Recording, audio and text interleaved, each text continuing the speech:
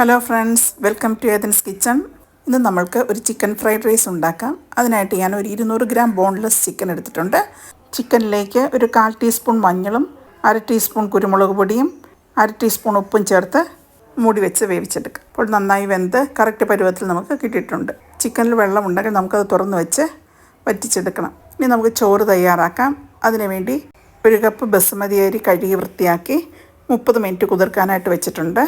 അരി വേവിച്ചെടുക്കാനായിട്ട് 2 ലിറ്റർ വെള്ളത്തോളം ഞാൻ തിളപ്പിക്കാനായിട്ട് വെച്ചിട്ടുണ്ട്. വെള്ളം തിളച്ച് വരുമ്പോൾ അതിലേക്ക് നമുക്ക് കുതിർത്ത് വെച്ചിരിക്കുന്ന ബസുമതി അരി ഇട്ട് കൊടുക്കാം. അരി തിളച്ച് വരുമ്പോൾ അതിലേക്ക് 1 ടീസ്പൂൺ നാരങ്ങാനീരും 1 ടീസ്പൂൺ ഓയിലും 1 ടീസ്പൂൺ ഉപ്പും കൂടി ചേർത്ത് ഇളക്കി മൂടി വെച്ച് വേവിച്ചെടുക്കാം. ഒരു 90% വേവാകുമ്പോഴേക്ക് നമുക്ക് ഫ്ലെയിം ഓഫാക്കി ഊറ്റിയെടുക്കാം. ചോറ് ഒത്തിരി വെന്ത് പോകാതെ നോക്കണം. ഇതാണ് കറക്റ്റായിട്ടുള്ള പരുവം. ചോറ് ഊറ്റിയെടുത്ത് തണുക്കാനായിട്ട് മാറ്റി വയ്ക്കണം. തണുത്തെങ്കിൽ മാത്രമേ നമ്മൾ ഫ്രൈഡ് റൈസ് ഉണ്ടാക്കുമ്പോൾ നല്ല കറക്റ്റായിട്ടുള്ള പരുവത്തിലിരിക്കത്തുള്ളൂ. ചോറ് തണുത്തതിന് ശേഷം 1 മണിക്കൂറെങ്കിലും ഫ്രിഡ്ജിൽ സൂക്ഷിച്ചാൽ ചോറ് പൊടിഞ്ഞു പോകാതെ കിട്ടും. ഒരു പാനിൽ 1 ടേബിൾ സ്പൂൺ എണ്ണ ഒഴിച്ച് ചൂടായി കഴിയുമ്പോൾ നമുക്ക് 2 മുട്ട പൊട്ടിച്ച് 1/4 ടീസ്പൂൺ ഉപ്പും കൂടെ ചേർത്ത് ബീറ്റ് ചെയ്ത് അതിലേക്ക് ഒഴിച്ചു കൊടുക്കാം.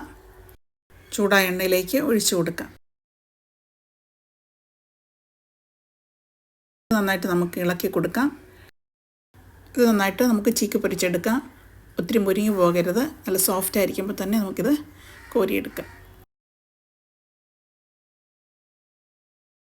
ഇനി നമുക്ക് വെജിറ്റബിൾസ് ഓരോന്നും വഴറ്റിയെടുക്കാം.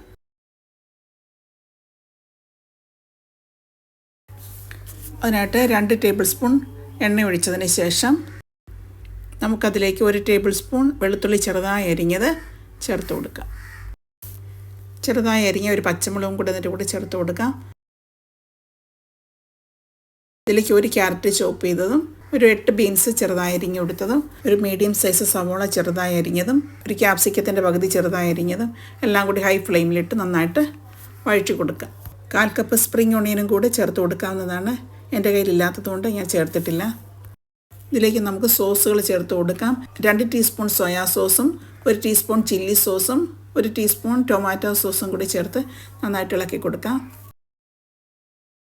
ഇതിലേക്ക് 1 ടീസ്പൂൺ കുരുമുളക് പൊടിയും കൂടി ചേർത്ത് കൊടുക്കാം. നാരങ്ങ നീരോ വിനാഗിരിയോ നമുക്ക് ചേർത്ത് കൊടുക്കാവുന്നതാണ്. അത് 1 ടീസ്പൂൺ ചേർത്ത് കൊടുക്കാം.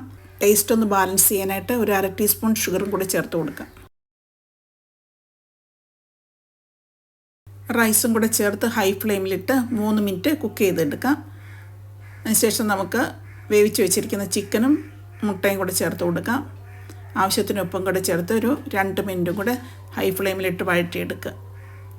അങ്ങനെ നമ്മുടെ ടേസ്റ്റി ആയിട്ടുള്ള ചിക്കൻ ഫ്രൈഡ് റൈസ് തയ്യാറായി. എല്ലാവരും ട്രൈ ചെയ്യുക. Thank you for watching.